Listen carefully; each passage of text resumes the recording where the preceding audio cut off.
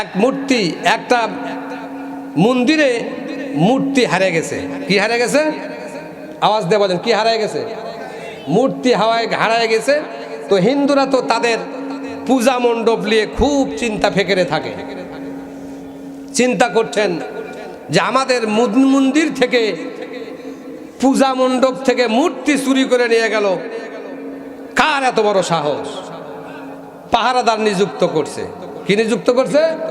পাহারাদার নিযুক্ত করছে। রাতের 12টার পরে তাদের মিটিং হয়েছে। রাতের 12টার পরে এই মন্দিরের পাশ দিয়ে যেই যাবে তাকে ধরে সার্চ করো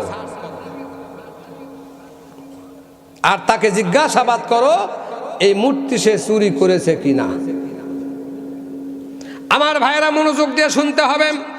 যদিও এটা একটা এক্সাম্পল দেব, তারপর আমি সঠিক আলোচনার দিকে যাব, তারপরে শেষ হবে ইনশাআল্লাহ। মন্দিরের পাশ দিয়ে কিছু লোক তারা লাঠি সোটালে দাঁড়ায় আছে। ওই লোক দিয়ে অনেক পথ লোক চলে গেছে, কাউকে বলে নাই। একজন লোক দেখে রাতের 12টায় পাগলের মতো হয়ে যাচ্ছে। হিন্দু লোকটা বলে, এই দাঁড়াছে। ভাই কি বলেন? কইছে তোর নাম কি? বলতেছে আমার নাম গুরুদাস। কি বলতেছে? আওয়াজ দিয়ে বলেন, কি দাস? গুরুদাস মুসলমানের নাম না হিন্দুর নাম? তে এই বেচারা চিন্তা করছে, নাম যদি গুরুদাস হয় তাহলে তো আমাদের দলেরই লোক, তাহলে এক প্রশ্ন করে লাভ কি? কিন্তু ওর মনের ভেতরে খুঁতখুঁতানি যে এর নাম গুরুদাস হলে দেখি আসলে এই বেটা হিন্দু না মুসলমান এটাকে জানা লাগবে। তা বলছে, ভাই মনে কিছু নেবেন না, আপনার নাম গুরুদাস এটা আমরা মানলাম, কিন্তু আপনার বাবার নাম কি? এ চিন্তা করছে কি বিপদ, আর বাবার নাম কি? তা বলছে বাবার নাম রবিদাস। এটাও পাস। ওর নাম গুরুদাস, বাবার নাম রবিদাস। চিন্তা করছে এটাও তো পাস হয়ে গেল, এখন কি করা যায়? ও চিন্তা করছে দেখি এবার বেটা জিজ্ঞাসা করি, অত্র এলাকার সমস্ত গ্রামের নাম তো আমরা জানি, তো দেখি এ কোন গ্রামের নাম? বলছে, এই ভাই তোমার নাম রবিদাস, বাবার নাম গুরুদাস, তোমার বাড়ি কোথায়? তো বলছে আমার বাড়ি দাসপাড়া। কি পাড়া?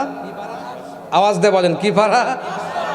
দাসপাড়া। তাহলে নাম রবিদাস, বাবার নাম গুরুদাস, গ্রামের নাম দাসপাড়া। এই লোকটা কনফার্ম হয়ে গেছে যে এই লোকটা হিন্দুর বাচ্চা, কিন্তু আসলে ও কিন্তু হিন্দু নয়, মুসলমান। নাম কা ওয়াস্তা মুসলমান, খতনা কাটনে কা মুসলমান। কথা বলেন ঠিক না ভাই? ঠিক। এবার এই লোকটা চিন্তা করছে, আমি এত চিন্তা করতে যাই কেন, কি দরকার? চেনটা একটু টানে দিলেই তো বোঝা যাবে হিন্দু না মুসলমান। কথা বলেন ঠিক না ভাই? ঠিক।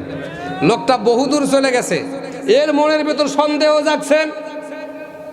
এ ভাই রবিদাস শোনো। রবিদাস মনে মনে চিন্তা করে, কি বিপদে পড়লাম রে বাবা, 3টা ইন্টারভিউ দিয়ে বেঁচে গেলাম, এবার বুদ্ধি বাসন নাই। ডাক দিয়ে কাছে নিয়ে এসে বলতেছে, ভাই সব ঠিক আছে, রবিদাস, গুরুদাস, দাসপাড়া সব ঠিক আছে, এবার তুমি চেনটা একটু খুলে দেখাও। বিপদ আছে না নাই?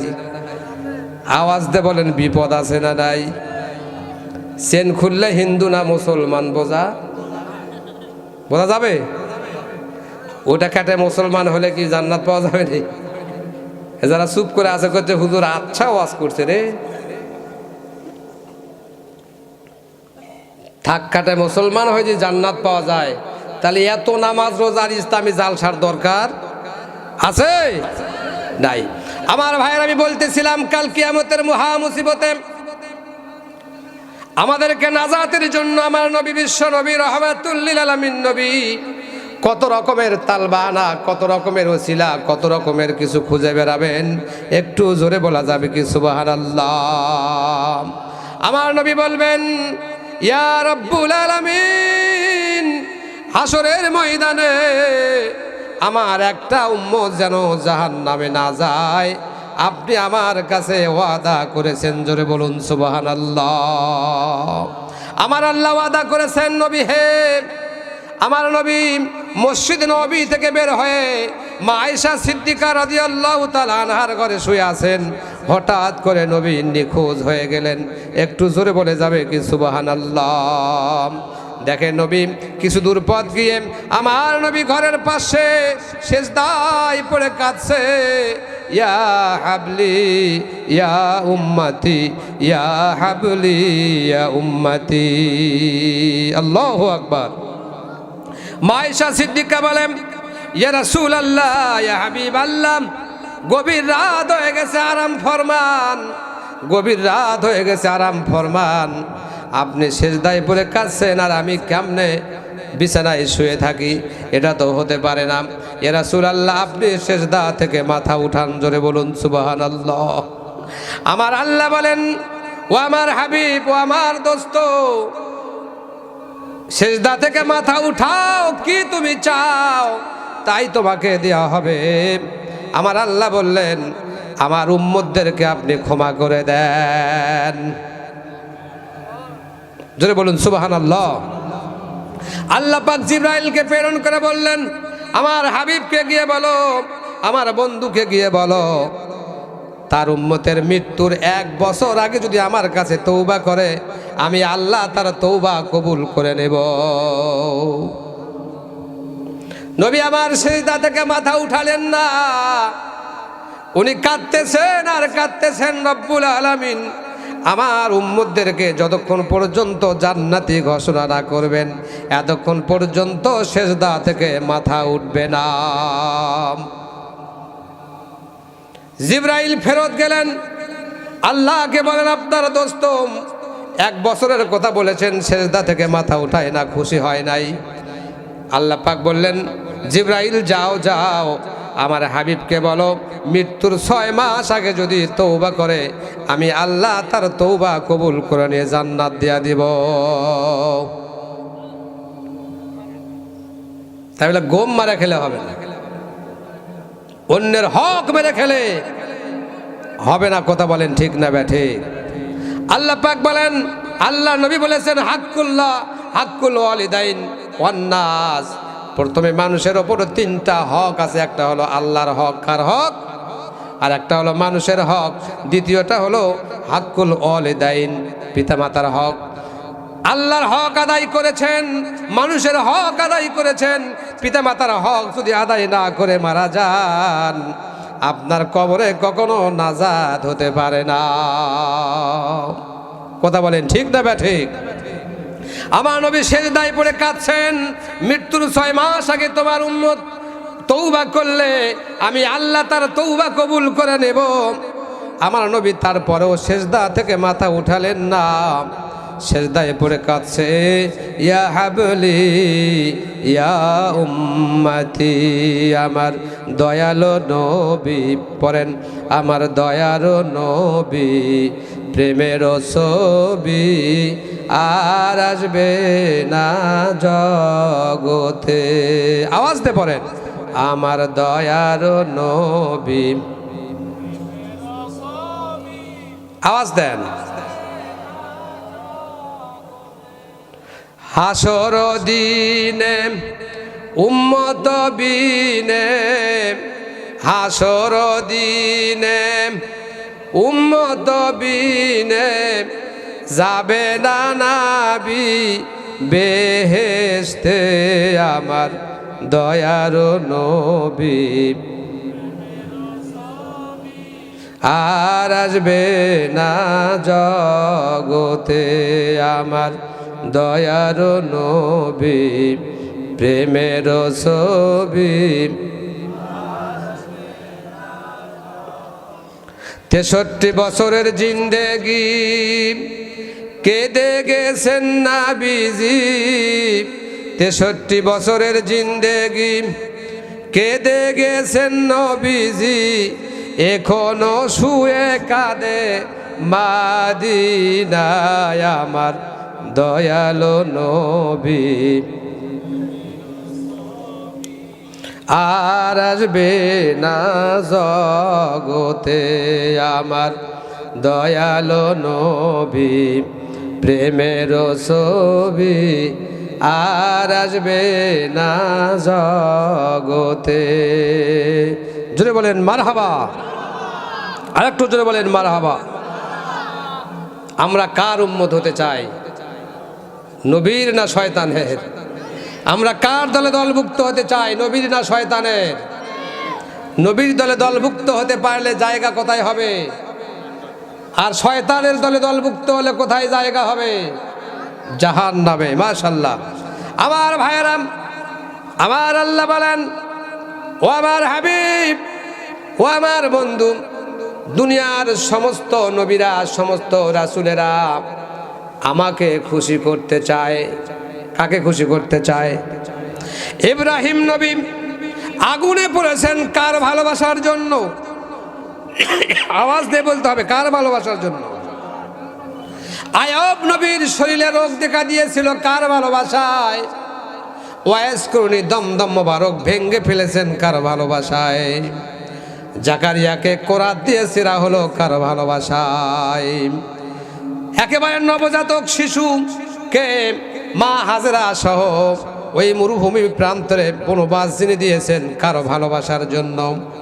একমাত্র আল্লাহকে পাওয়ার জন্য সবাই কামিয়াব হয়ে গেছে, আল্লাহকে পাওয়ার জন্য সবাই পাগল হয়ে গেছে। আর আমার আল্লাহ বলেন, হাবিব আমাকে পাওয়ার জন্য সবাই পাগল, আর আমি আল্লাহ তোমাকে ভালোবেসে তোমাকে পাওয়ার জন্য আমি আল্লাহ নিজেই পাগল। জোরে বলুন সুবহানাল্লাহ। ও আমার হাবিব, আপনি কাঁদবেন না, চিন্তা করবেন না। আপনার উম্মতেরা যদি মৃত্যুর 1 সপ্তাহ আগে যদি তওবা করে, 1 সপ্তাহ আগে তওবা করলে আমি আল্লাহ তার জিন্দেগির গুনাহ মাফ করে দিয়ে আমি আল্লাহ তাকে জান্নাতবাসী করে দিব। আমার নবী তারপরেও খুশি হলেন না। মা আয়েশা সিদ্দিকা বলে, আমার স্বামী, আমার পেয়ারা নবী কাঁদতে কাঁদতে দুটা চোখ বেয়ে পানি পড়তে পড়তে দাড়ি মোবারক ভিজে গেছে, সেজদার জায়গা ভিজে গেছে। আমার নবী তবুও কাঁদতেছে, ইয়া হাবলি ইয়া উম্মতি। জোরে বলুন সুবহানাল্লাহ। আমার নবী কাঁদতেছে। আল্লাহ রাব্বুল আলামিন আকাশ থেকে বারবার জিবরাইলকে পাঠায় দিয়ে বলতেছে, ও জিবরাইল যাও যাও, আমার হাবিবকে খুশির সংবাদ দাও, খুশির খবর দাও। আমার হাবিবকে খুশি করাই হলো আমার দায়িত্ব।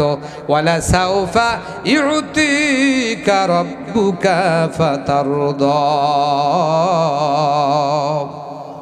জোরে বলেন আল্লাহু আকবার। সমস্ত নবীরা আল্লাহকে খুশি করতে চায়, আর আমার আল্লাহ আমার নবীকে খুশি করতে চায়। জোরে বলুন সুবহানাল্লাহ।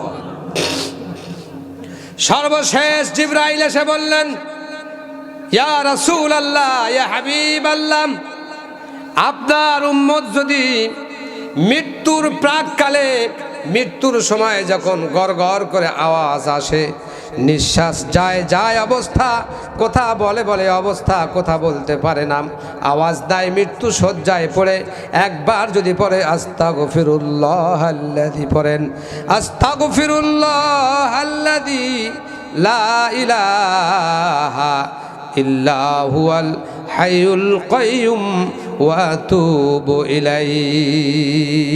জোরে বলেন আল্লাহু আকবার। মৃত্যুর প্রাককালে যদি মৃত্যুর গড়গড়ি শুরু হয়ে গেছে, মৃত্যু যা হয়ে যায় অবস্থায় মালাকুল মউত তার বক্ষে হাত দিয়ে জানটা বাইর করতেছে, এমন সময় যদি তোমার বান্দা, তোমার উম্মতেরা তওবা করে, আমি আল্লাহ সেই তওবাটাও কবুল করে তাকে জান্নাতে দিয়ে দেব। এত সৌভাগ্য বনি ইসরাইলের কোন নবীরও এত সৌভাগ্য হয় নাই। জোরে বলুন সুবহানাল্লাহ। এই নবীর দাস, এই নবীর ইত্তেবা করা, এই নবীর দাসত্ব নয়, এই নবীর অনুসরণ হওয়া, এই নবীকে মানা, নবীকে ভালোবাসা আমাদের প্রত্যেকের দরকার আছে না নাই?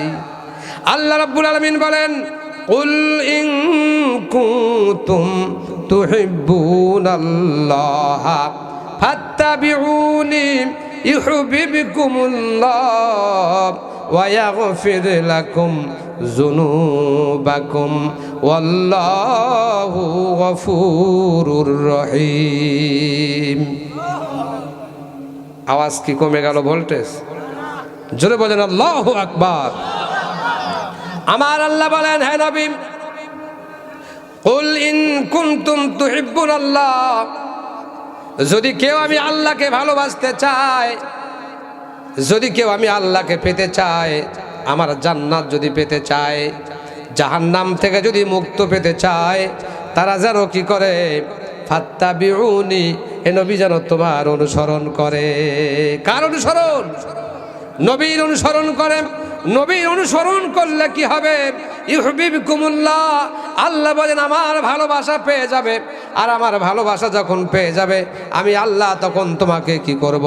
ওয়া ইয়াগফির লাকুম যুনুবাকুম, জানাবার বহু বচন হলো যুনুবুন, যত গুনাহ আছে, যত গুনাহ তোমার আছে, আল্লাহ পাক বলেন নবীর অনুসরণ যখন তুমি করবে, নবীর অনুকরণ যখন তুমি করবে, আল্লাহর গোলামি যখন তুমি করবে, আল্লাহ পাক বলেন ওয়া ইয়াগফির লাকুম যুনুবাকুম ওয়াল্লাহু গফুরুর রহিম, আমি আল্লাহ খুশি হয়ে তোমার জীবনের সমস্ত অপরাধগুলি ক্ষমা করে দিয়ে আমি আল্লাহ তোমাকে জান্নাতি ঘোষণা করে দিব। সম্মানিত ভাইরা আমার, সেই নবীর ভালোবাসা আমাদের মধ্যে 100 ভাগের 5 ভাগও কি বলেন আছে? অনেকে কাল্লা ঝোকাচ্ছে। আছে ভালোবাসা, ভালোবাসা আছে, সবে মেরা আছে। ইয়া নবী সালাম আছে না? এরপরে সবে বরাত যখন হয়, সালামুন ইয়া রাসূলুল্লাহ আলাইকুম, সালামুন ইয়া হাবিবাল্লাহ আলাইকুম, হয় কি হয় না? আর গরম গরম জিলাপি, এরপরে টোকলা ভরে খিচড়ি। কথা বলে ঠিক না বে ঠিক? ওটা বলতে বলতে খিচড়ি নিয়ে খুশি হয়ে বাড়িতে যাচ্ছে, আসলে ওই লোকটা ফজরের সালাত কোনোদিন পড়ে না। কথা বলেন ঠিক না বে ঠিক? মা বোনেরা কোনোদিন পর্দাও থাকতে চায় না, স্বামীর খেদমতো করতে চায় না, মা বোনেরা কোনোদিন মেহমানদারিও করতে চায় না। কথা বলেন ঠিক না বে ঠিক? আল্লাহ রাব্বুল আলামিন বলেন ইল্লাল্লাযীনা আমানু ওয়া আমিলুস সলিহাত ওয়া তাওয়াসাউ বিল হক ওয়া তাওয়াসাউ বিস, আগে কি হক, তারপরে কি সব, আগে হলো ওয়া তাওয়াসাউ বিল হক। আগে হকের পথে থাকতে হবে। হকের পথে যখন আপনি থাকবেন, তখন আপনাকে ধৈর্য ধারণ করতে হবে। কারণ হকের পথে যারা থাকে, তাদের কাছে রাইফেল যাবে, বন্দুক যাবে, পাথর যাবে, জেলখানা যাবে, তাদেরকে গুম করবে, খুন করবে, তারপরেও বলবে আমরা ইন্নাল্লাহা মাআস সাবিরিন। জোরে বলুন সুবহানাল্লাহ। আমার ভাইরা, সমাজ আজকে কুলুষিত হয়েছে। নবীর আদর্শ মুসলমানদের কাছ থেকে সরে গেছে। ইমামেরা যদি মুয়াজ্জিনের আজান শুনে মুসলিম যায় বে মসজিদে পানে, এখন দেখি চায়ের দোকানে হাইটে যায়, ইমামের বুকটা ফাইটা যায়। কথা বলেন ঠিক না বে ঠিক? প্রত্যেকটি চায়ের দোকান হয়েছে একটা সংসদ। কথা কি বানায় বললাম না ঠিক বললাম? আমার ভাইরাম, ওই সংসদে এমন কথা হয়, কে কত খারাপ কাজ করেছে, দুর্নীতি করেছে, কার বউ কেমন, কার ছোল কেমন, কে কয়টা পাপ করলো, ওই কথাগুলি ওখানে আলোচনা হয়। আপনারা বলেন, আমি একটু আগে বললাম আল্লাহ পাক তার তওবা কবুল করবেন, এটা ঠিক আছে। হাক্কুল্লাহ হাক্কুল ওয়ালিদাইন ওয়ান নাস, কেউ যদি আল্লাহর হক নষ্ট করে, আল্লাহ পাক বলেন আমি বিবেচনা করে দেখব আমি ক্ষমা করব কিনা। কিন্তু কেউ যদি পিতামাতার হক নষ্ট করে, আল্লাহ পাক বলেন এটা আমার ক্ষমতার বাহিরে। কেউ যদি বান্দার হক নষ্ট করে, আল্লাহ বলেন এটা আমার ক্ষমতার বাহিরে। তুমি যতবার তওবা করো, যে বান্দার কেলেঙ্কারি করেছো, ও আমার মা বোনেরা, আপনারা 1, 2, 6, 7 জন হলে কার সংসারে কত রকমের কি সব একটি করে আপনারা গল্প গুজব শুরু করে দেন। কথা বলেন ঠিক না বে ঠিক? আমার মা বোনেরা ভালো করে শোনেন, এই গুনাহগুলি কিন্তু আল্লাহ তওবা করলে ক্ষমা করবে না। কি বেকায়দা! এক ব্যক্তির সমালোচনা করে বসে আছেন, ওই ব্যক্তি ওই সমালোচনাকারী নয়, আপনি তার নামে অকাম বদকাম যত আছে সব লিখে দিয়েছেন, কিন্তু আসলে ওই ব্যক্তির দ্বারা ওই রকম কোনো কাজ সম্পাদন হয় নাই, আপনি এটা সমাজের মধ্যে প্রচার করতেছেন। হাদিস হলো, আপনি যতক্ষণ পর্যন্ত ওই সমালোচনাকারী ব্যক্তির কাছে গিয়ে ক্ষমা না নিবেন, মাপ না নিবেন, এতক্ষণ পর্যন্ত আমার আল্লাহ তোমাকে ক্ষমা করবে। জোরে বলেন, ক্ষমা করবে? ক্ষমা করবে না।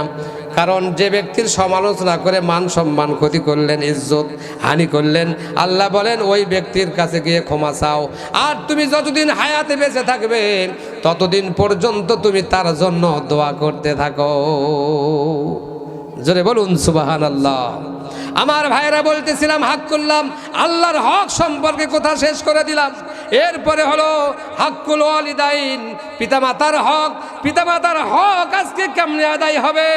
আপনার সন্তান পড়ে কেজি স্কুলে, আপনার সন্তান পড়ে হাই স্কুলে, আপনার সন্তানকে আলেম না বানায়া জালেম বানায়াছেন, আপনার সন্তানকে ডাক্তার করেছেন, ইঞ্জিনিয়ার করেছেন, প্যান্টের বোতাম প্যান্টের চেন টানায়া ঘোড়ার মতো করে প্রস্রাব করে, ওই সন্তান দিয়ে কোনোদিন আপনার হক আদায় করতে পারে না। আজকে এই মুন্সিবপুর হাফিজিয়া মাদ্রাসায় যে হাফেজ হলো, এই হাফেজ সন্তান যদি পিতার মৃত্যুর পরে একবার পিতার জানাজাটা করে রব্বির হামহুমা, সকলে পড়েন রব্বির হামহুমা কামা রব্বায়ানি সগীরা। একটা হাফেজ সন্তান যদি পিতার জানাজা করে, আল্লাহর নবী বলেন ওই পিতার জীবনের সমস্ত